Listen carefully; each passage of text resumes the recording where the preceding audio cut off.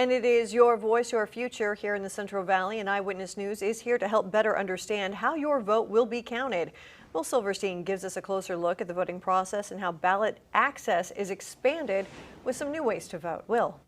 Rochelle, that's right. California's March 5th primary is right around the corner, but you can already cast your ballot right now. Today we take a look at the different ways to vote and how increased ballot access helps those least experienced with voting out the most.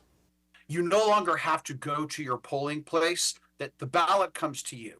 For many of our viewers, those ballots and sample ballots should already be at your residence to cast your vote. With easier access to a ballot, there's an expectation for more ballots to be cast. The fact that you get mailed the ballot will increase turnout. So where should we expect this turnout to come from? Clink says young voters. The fact that they can now turn in their ballot, these younger voters can, when they choose to do so, is a boost for them. It makes it easier and it actually incentivizes them to get out and vote. I think one of the most important things to remember when it comes to voting is access. Bakersfield and Taft political science professor Ian Anderson says another big demographic coming into play will be English as a second language voters.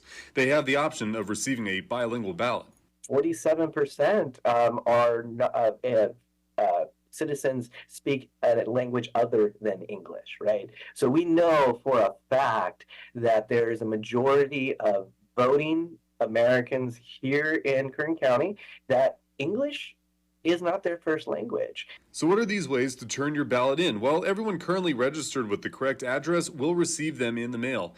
Then you can send them back without a stamp. As long as the ballot is postmarked by at the latest the election date, it is good to be counted. Or you can head to one of these drop boxes which are accessible 24/7, and you can always vote in person. Anderson suggests strategists will be looking to cater to the habits of the newer, younger voters.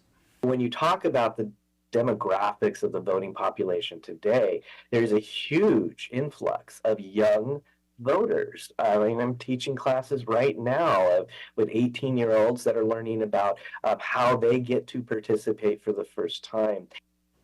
And again, those drop boxes can be accessed 24 hours a day, 7 days a week, all the way up to 8 p.m. on Election Day, March 5th. Reporting in studio, Will Silverstein, Eyewitness News. All right, thank you, Will. And for those here in Bakersfield, here are some ballot drop boxes across the city. There's one at the Kern County Elections Office, another at a Kern County Fire Station, number 67, and there will also be one at CSUB and BC campuses. For more locations here in the city and across Kern County, you can just head to our website, bakersfieldnow.com.